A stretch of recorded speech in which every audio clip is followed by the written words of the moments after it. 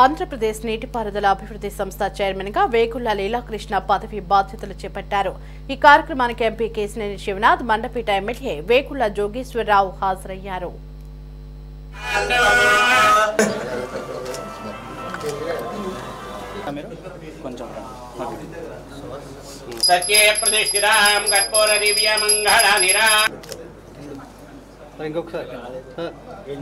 నమస్కారం.